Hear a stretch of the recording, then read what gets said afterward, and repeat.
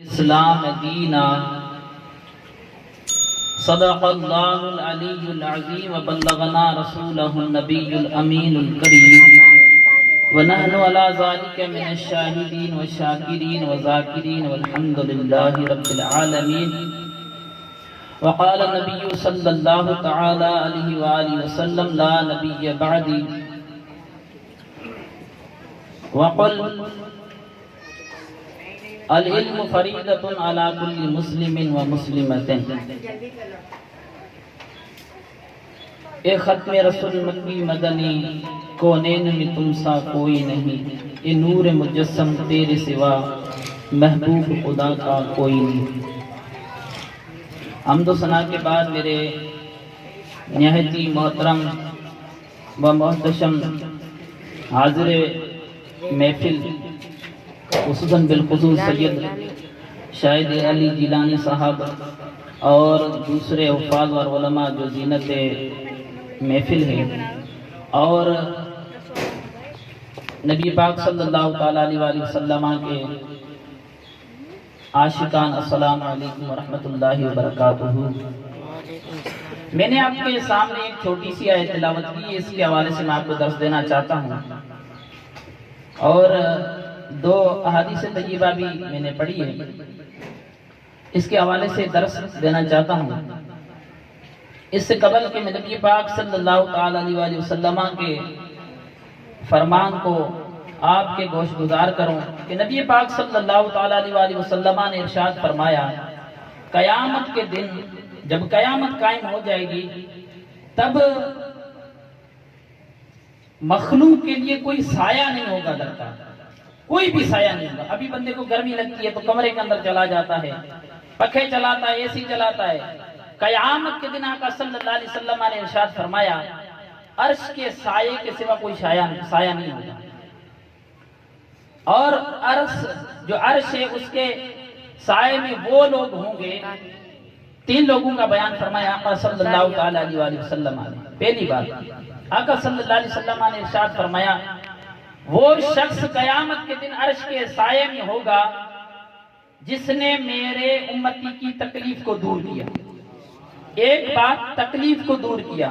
کوئی مسلمان تکلیف کے اندر، مصیبت کے اندر مبتلا ہے تو پھر اس کی مصیبت کو، تکلیف کو دور کرنا یہ کار ثواب ہے، اور اس کو اجر اور بینیفٹ جو ملے گا وہ یہ ملے گا کہ قیامت کے دن وہ عرش کے سائے میں ہوگا۔ اور دوسرا بندہ، دوسری قسم کے جو لوگ ہوں گے وہ لوگ ہوں گے، آقا صلی اللہ علیہ وسلم نے ارشاد فرمایا، ترمذی شریف کی حدیث میں اس کے متعلق آقا صلی اللہ علیہ وسلم نے ارشاد فرمایا، وہ لوگ جو میری سنت کو زندہ کرنے والے ہیں، سنت کو زندہ کرنے والے لوگ بھی عرش کے سائے میں ہوں گے جب کوئی سایہ نہیں ہوگا۔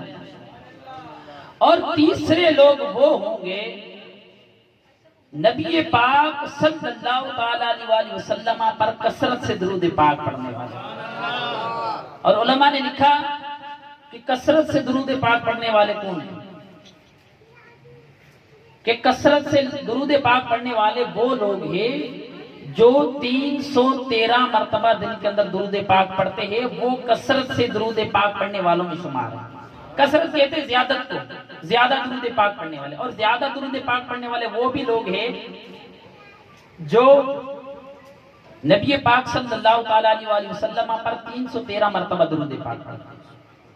تو آج اس مجلس سے یہ بھی عہد کر کے اٹھیں گے انشاءاللہ نبی پاک صلی اللہ علیہ وسلم پر درود پاک پڑھیں گے، اور ان تینوں کاموں کو پلے باندھ جائیں کہ مسلمان کی تکلیف کو دور کروں گا۔ میرے ساتھ بولیں، نبی پاک صلی اللہ علیہ وسلم کے غلام پر، عاشق پر کوئی مصیبت ہوئی تو اس کی مصیبت پر تکلیف دور کرنے کی میں انشاءاللہ اس کی مدد کروں گا، اس کا تعاون کروں گا اس کے ساتھ۔ دوسری بات، نبی پاک صلی اللہ علیہ وسلم کی سنتوں کو زندہ کروں گا، جو ترک ہو گئی ہے، چھوڑ دی ہے قوم نے سنتیں، ان سنتوں کو انشاءاللہ اس کے اوپر عمل کروں گا اور دوسروں کو بھی عمل کراؤں گا۔ دو باتیں۔ اور تیسری بات یہ ہے کہ نبی پاک صلی اللہ تعالی علیہ وسلم پر کثرت سے درود پاک پڑھنا۔ جب یہ تینوں کام کر لیں گے انشاءاللہ عز و جل، اللہ تعالی ہم سب کو عرش کا سایہ نصیب فرمائے گا۔ آواز نہیں ہے مزے والی، درس کے اندر آپ بیٹھے ہوئے. اور جو طالب علم ہوتا ہے نا اس کو ہمارے جو استاد صاحب تھے فرماتے تھے کہ کوئی جو ٹیگ لگائے بیٹھتا ہے تو اس کی تو پہلے ہی آدھی عقل تو مطلب طالب علم کی ہوتی نہیں ہے، دوسری جو آدھی بچی ہوتی ہے وہ بھی ضائع ہو جاتی ہے. تو ایسے چست ہو کے بیٹھے، سست ہو کے بیٹھنے سے مزہ نہیں آئے گا. درس کے اندر آپ بیٹھے، بڑی زبردست آیت ہے، اس کے اوپر میں درس دینا چاہتا ہوں آپ کو. سماعت فرمائیں اور علم دین کے نور سے اپنے سینوں کو منور کریں. آقا صلی اللہ تعالیٰ علیہ وسلم کے سینے پر جو قرآن پاک اترا ہے اس کے اندر اللہ تعالیٰ ارشاد فرماتا ہے سورہ مائدہ آیت نمبر 3. اللہ تعالیٰ ارشاد فرماتا ہے کہ الیوم اکملت لکم دینکم، آج کے دن تمہارے لیے تمہارے دین کو مکمل کر لیا گیا ہے. اور آگے ارشاد فرمایا وَأَتْمَمْتُ عَلَيْكُمْ نِعْمَتِي، اور تم پر میری نعمتیں مکمل ہو گئی ہے. اور فرمایا وَرَضِيتُ لَكُمُ الْإِسْلَامَ دِينًا، اور میں تمہیں دین اسلام دے کر راضی ہو گیا.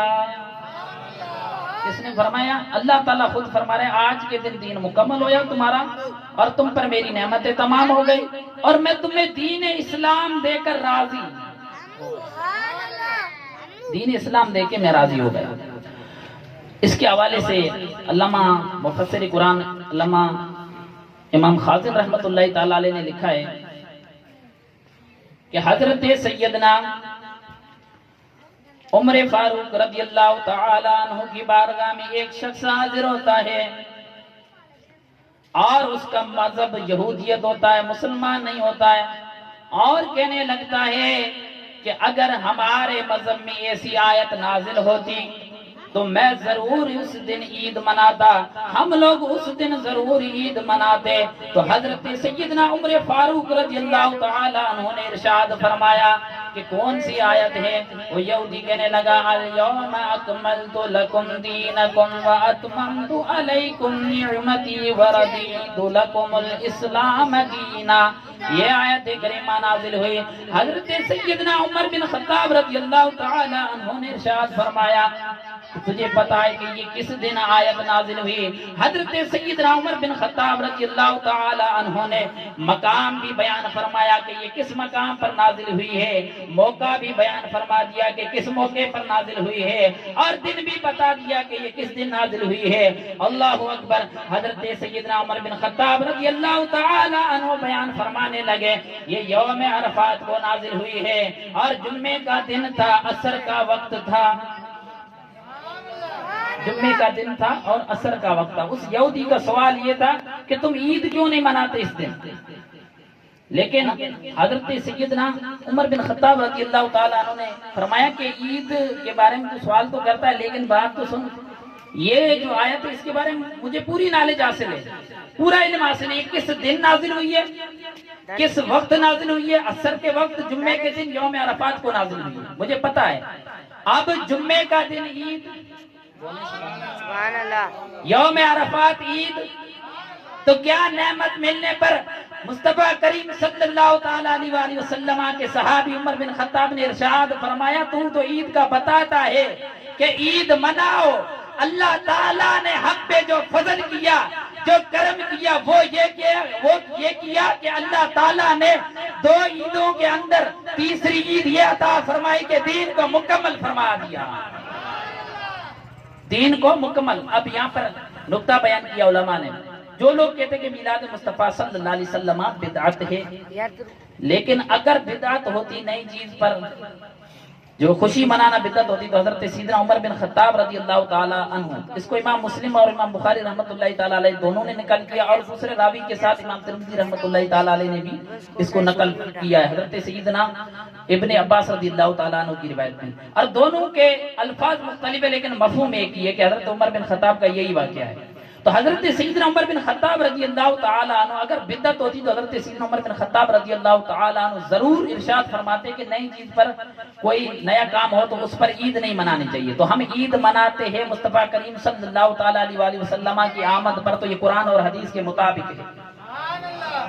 قرآن بھی اس بات کی دلالت کرتا ہے کہ نئے واقعے پہ خوشی کے موقع پر عید مناؤ تمہیں منع نہیں ہے. قرآن خود اعلان کر رہا ہے کہ رضیت لکم الاسلام دینا، میں رب تم پر راضی ہوا. کس بات پر؟ لکم الاسلام دینا، تمہیں دین اسلام دے کر راضی ہوا. اللہ اکبر، اسلام دین ملا، اس پر رب راضی ہوا. مصطفیٰ کریم صلی اللہ تعالیٰ علیہ وسلم کی آمد پر خود رب عز و جل راضی ہوا، اور مصطفیٰ کی آمد پر حضور علیہ الصلوۃ والسلام کے عاشق عید منائے تو اس پر کوئی بات نہیں ہے، کوئی حرج نہیں ہے. مفسرین نے، محدثین نے تمام کا اجماع ہے کہ مصطفیٰ صلی اللہ علیہ وسلم کی ولادت پر خوشی مناؤ. قرآن بھی کہتا ہے، حدیث بھی کہتی ہے مصطفیٰ کی آمد پر خوشی مناؤ. عقیدہ ثابت ہوا. اور اس کے اندر جو نکات بیان کیے گئے علماء نے بیان فرمایا، ایک اس کے اندر آیا اکملت، اکمل کہتے مکمل ہونا، اور دوسرا لفظ آیا اتممت. اس کا بڑا زبردست نقطہ بیان کیا ہے مفتی احمد یار خان نعیمی رحمۃ اللہ تعالی علیہ نے. کمال کا نقطہ بیان کیا ہے، علم بھی تشریف فرمائے، تو اس لیے میں نے چاہا کہ یہ بھی نقطہ آپ کی گوش گزار کر دوں. مفتی صاحب نے فرمایا کہ اللہ تعالیٰ نے فرمایا الیوم اکملت، فرمایا کہ میں نے دین کو مکمل کیا، اور آگے فرمایا واتممت نعمتی، اور میں نے نعمتوں کو تمام کیا. اب تمام کا بھی معنی عام طور پہ یہ لیا جاتا ہے کہ تمام بھی اسی کو کہتے ہیں جو مکمل ہو جائے، مکمل بھی اسی کو کہتے ہیں جو تمام ہو جائے. لیکن یہ اہل علم کے نزدیک آشنا ہے کہ اکمل اس کو کہتے ہیں جو مکمل ہو جائے، اس کے بعد کسی چیز کی گنجائش نہیں ہو. بات سمجھ میں آ رہی ہے؟ اکمل اس کو کہتے ہیں کہ اس کے بعد کسی چیز کی گنجائش نہیں ہے. ختم نبوت کا عقیدہ بتانا جا رہا ہوں، بولیں سبحان اللہ. اور سمجھنے کی بھی کوشش کرنا، ایسے نہیں کہ ماشاءاللہ مولوی صاحب نے بیان زبردست کیا لیکن کہا گیا کہاں بتانے کیا، یہ تو بتانے، ایسا نہیں ہو. لیکن علم دین کی بات ہے اور عقیدہ ختم نبوت ہے. اللہ تعالیٰ نے جو اکمل کا لفظ ارشاد فرمایا ہے، یہ اس بات پر دلالت کر رہا ہے کہ اکمل کا مطلب یہ ہوتا ہے کہ اکمل یہ ہے کہ اب مثال کے طور میں کوئی ادارہ ہے، کوئی فیکٹری ہے، کوئی مطلب جاب کا، اسکول کا کوئی بھی مطلب ادارہ، اس کے اندر جتنے بھی لوگ کام کرنے والے ہیں، کوئی پوچھے آ گئے تو بولا مکمل ہو گئے. کوئی پڑھا لکھا بندہ بولے مکمل ہو گئے، تو اس کا مطلب یہ ہے کہ جتنے نوکری کرنے والے 100 بندے ہیں تو 100 کے 100 آ گئے، باقی رہا کوئی نہیں ہے. اگر کوئی کہے کہ کتنے بندے آئے، کوئی کہے کہ تمام آ گئے، تو اس کا مطلب یہ ہے کہ 4-5 نہیں آئے. کیا مطلب؟ تو اللہ تعالیٰ نے ارشاد فرمایا میں نے تمہارے دین کو مکمل کر دیا، لیکن میری نعمتیں تم پر تمام ہے. یعنی نعمتیں اور آ سکتی ہے، لیکن جبکہ دین مصطفیٰ صلی اللہ علیہ وسلم مکمل ہو گیا. اب یہاں یہ بیان فرمایا گیا کہ دین مصطفیٰ صلی اللہ علیہ وسلم اکمل ہو گیا، مکمل ہو گیا، تمام ہو گیا. تو مصطفیٰ کریم صلی اللہ تعالیٰ علیہ وسلم کے دین کے بعد کوئی دین نہیں ہے. بولیں میرے ساتھ، مصطفیٰ کے دین کے بعد کوئی دین نہیں ہے. آگے ارشاد فرمایا وَرَضِيتُ لَكُمُ الْإِسْلَامَ دِينًا، میں راضی ہوا تمہیں دین اسلام عطا کر کے. جبکہ سابقہ کتابوں کو اٹھائیں کہ ایسے الفاظ نہیں آئے کہ الیوم اکملت والے واتممت ورضیت کے، ان کے دین دیکھے رب عز و جل یہ نہیں ارشاد فرمایا. جبکہ مصطفیٰ کریم صلی اللہ علیہ وسلم کے بارے میں فرمایا کہ آج کے دن دین مکمل ہو گیا. ہاں اس کے بعد قرآن پاک کی کوئی آیت نازل نہیں ہوئی الا یہ ہے کہ اللہ تعالیٰ نے ایک آیت کریمہ نازل فرمائی، لیکن وہ احکام کے متعلق نہیں. تمام امام راضی رحمۃ اللہ تعالیٰ علیہ سے لے کر بڑے بڑے مفسرین نے لکھا کہ احکام کوئی نازل نہیں ہوا، حکم فقہی مسائل کوئی بھی نازل نہیں ہوئی الا یہ ہے کہ ایک آیت کریمہ نازل ہوئی وَاتَّقُوا یَوْمًا. دعویٰ احکام کی کوئی یہ آیت کریمہ کوئی اور نہیں نازل ہوئی، صرف نصیحت کی، یہاں پر نصیحت کی جا رہی ہے. اس دن سے ڈرو جس دن تم اللہ تعالیٰ کی طرف لوٹو گے، صرف یہ بتایا گیا اور کوئی بات نہیں. تو اس کے اندر اللہ تعالیٰ نے یہ ارشاد فرمایا ہے کہ مصطفیٰ کریم صلی اللہ تعالیٰ علیہ وسلم آخری نبی ہے، اس کے بعد کسی نبی نے، یار بولو میرے ساتھ تاکہ پتہ لگے کہ حضور علیہ الصلوۃ والسلام آخری نبی ہے. اور اس کے دیوانے جو آخری نبی کے جو نشست لگی ہوئی اس کے اندر ہاتھ اٹھا کر بول رہے حضور کیا ہے؟ آخری نبی ہیں. حضور کیا ہے؟ سارے بولے پیارے بھائیوں، حضور آخری نبی ہے کہ دین مکمل ہو گیا، اس کے بعد کوئی دین نہیں ہے.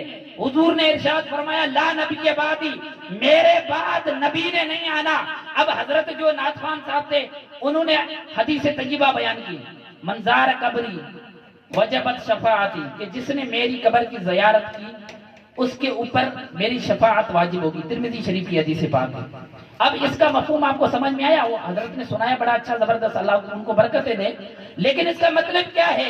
کوئی کانے شانے کو نبی مانے اور زیارت کرنے چلا جائے، کیا مطلب کہ اس کی زیارت کی وجہ سے اس کو شفاعت واجب ہو گئی کہ مصطفیٰ کریم صلی اللہ علیہ وسلم ان کی شفاعت کریں گے؟ ارے نا نا، جو مصطفیٰ کریم صلی اللہ علیہ وسلم کو آخری نبی بھی مانے اور مصطفیٰ صلی اللہ علیہ وسلم کی نورانیت کا بھی منکر نہیں ہو، مصطفیٰ کے علم غیب کا بھی منکر نہیں ہو، تو اللہ تعالیٰ کے حبیب نے ارشاد فرمایا من زار قبری وجبت شفاعتی، فرمایا کہ جس نے میری قبر کی زیارت کی اس کے لیے میری شفاعت واجب ہے۔ اس کی شرح کے اندر محدثین نے لکھا کہ اس کے لیے اصل یہ کہ الایمان و احتساب، اس کے لیے اصل یہ کہ دل کے اندر ایمان ہو اور دین کو سمجھنے اور اس کو آگے بڑھانے کی خدمت ہو، اسی کے لیے یہ ہے کہ حضور کی شفاعت واجب ہو، ورنہ جو بھی چاہے اس کے لیے شفاعت واجب نہیں ہے۔ اور نبی پاک صلی اللہ علیہ وسلم کا آخری فرمان، اس کے بعد میں درس کو ختم کرتا ہوں، حضور آخری نبی ہے، اپنے عقیدے کو پختہ کریں۔ آج کی درس کے اندر یہ آپ لے کے اٹھیں کہ آپ نے بچے کو سکھائیں گے محمد مصطفیٰ احمد مجتبی، یہ بچے کو سکھائیں گے حضور آخری نبی ہے، حضور کے بعد کسی نبی نے نہیں آنا۔ سورہ احزاب کے اندر صراطاً ذکر کیا، آیت نمبر 40 والا کہ رسول اللہ و خاتم النبی، اور لیکن اللہ کے رسول ہے اور خاتم النبیین، خاتم النبیین اس کو بولتے ہیں کہ اس کے بعد دروازے، بولو بھائی، دروازے بند، نبوت کے دروازے بند، حضور کے بعد کسی نبی نے نہیں آنا ہے۔ کوئی بھی عقیدہ ختم نبوت کے بارے میں بات بتائے کہ فلانا نبی ہے، ہم اس کو مقتدا مانتے ہیں، اس کو پیشوا مانتے ہیں، لیکن نبی پاک صلی اللہ تعالیٰ علیہ وآلہ وسلم آخری نبی ہے۔ کوئی کسی بھی طریقے سے، امام اہل سنت فتویٰ رضویہ 15ویں جلد کے اندر ارشاد فرمایا کہ نبی پاک صلی اللہ علیہ وسلم آخری نبی ہے۔ کوئی بندہ ایسا ہے کہ 3 واسطے سے بھی کسی سے دوستی کر رہا ہے، ایک قادیانی ہے، بات سمجھیے گا، ایک قادیانی ہے، اس کا دوست دوسرا قادیانی ہے، مطلب وہ بالکل قادیانی نہیں ہے، صرف اس کی صحبت میں رہتا ہے، دوستی ہے۔ پھر تیسرا قادیانی نہیں ہے، کسی اور مکتبہ فکر سے اس کا تعلق ہے، مسلمان ہے ظاہراً، لیکن بات یہ کہ صحبت اس کی قادیانیت والی ہے۔ تو امام اہل سنت امام احمد رضا خان فاضل بریلی رحمت اللہ تعالی علیہ، جن کو 52 علوم پر بہارت حاصل تھی، وہ فرما رہے ہیں کہ اس سے بھی دوستی رکھنا جائز نہیں ہے، اس سے بھی دوستی رکھنا جائز نہیں ہے۔ حضور علیہ الصلوۃ والسلام خاتم النبیین ہے، حضور کے بعد کسی نبی نے نہیں آنا۔ اپنے عقیدے کو پختہ کرو۔ اس حدیث پاک کے جو ہے درس دے کے میں اختتام کرتا ہوں بیان کا، انشاءاللہ حضور اس کے بعد شاہ صاحب بیان فرمائیں گے۔ آقا صلی اللہ علیہ وسلم کا فرمان ہے العلم فریضۃ علی کل مسلم و مسلمۃ، ہر مسلمان مرد اور عورت پر یہ ضروری ہے کہ وہ ضرورت کے مسائل سیکھے۔ اگر کوئی شادی کرنا چاہتا ہے تو شادی کے مسائل سیکھے، اگر کوئی تجارت کرنا چاہتا ہے تو تجارت کے مسائل سیکھے، اگر کوئی کسی اور فیلڈ والے کام کرنا چاہتا ہے نیک و جائز تو اس کے مسائل سیکھے۔ عام بندہ ہے اس کے لیے ضروری کہ نماز سیکھے۔